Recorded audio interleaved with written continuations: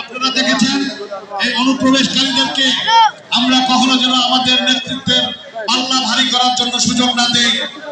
আপনারা যদি সুযোগ দেন এর দায়ভার আপনাদেরকে নিতে হবে।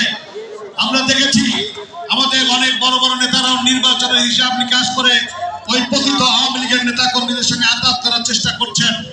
আমাদের কানে আছে, আমরাও বুঝি, আর এই কথা ভুলে গেলে চলবে না। আপনারা যে দুঃস্বপ্ন দেখছেন, পতিত আওয়ামী লীগের নেতা কর্মী কখনো বিএনপিকে ভোট দেবে না, বিএনপির নেতা কর্মীকে বিএনপির নেতাকে এমপি বানানোর জন্য কখনো কাজ করবে না। আপনি দুঃস্বপ্ন দেখছেন। আপনি সম্বিত ফিরে আসুন। যারা ত্যাগী নেতা কর্মী তাদেরকে সাথে নিয়ে যান, তাদেরকে মূল্যায়ন করুন।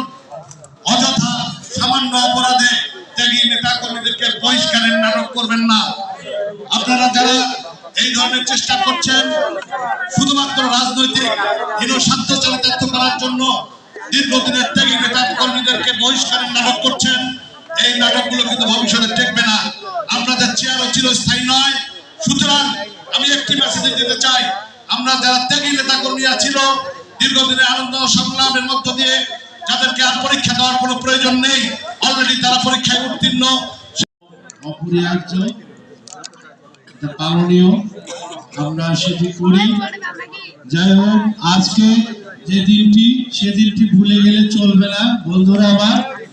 আজকে হচ্ছে মহান স্বাধীনতা দিবস, 26শে মার্চ। এই 26শে মার্চ স্বাধীনতা দিবস। এই দিবসটি বাংলাদেশ জাতীয়তাবাদী দল বিএনপির জন্য অত্যন্ত গুরুত্বপূর্ণ। শহীদ প্রেসিডেন্ট জিয়াউর রহমানের ঘোষণায় মুক্তিযুদ্ধ শুরু হয়েছিল, আর এই মুক্তিযুদ্ধের মাধ্যমে আমরা এই স্বাধীন দেশ পেয়েছি। আর এই স্বাধীন দেশে স্বাধীনভাবে দেশ চলবে, জনগণ চলবে, গণতান্ত্রিক প্রতিষ্ঠানগুলো চলবে, মাঝে মধ্যে চলতে দেওয়া হয় না।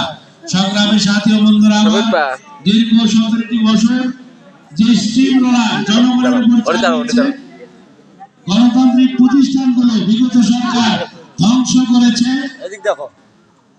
ধ্বংসের মধ্য দিয়ে আজকে আমরা অর্থনৈতিক জেল জুলুম খেটেছে, সেই সব পরীক্ষিত নেতা কর্মীকে সামনে নিয়ে আমরা আগামী দিনে এই দলের মাধ্যমে দেশকে এগিয়ে নিয়ে যেতে চাই।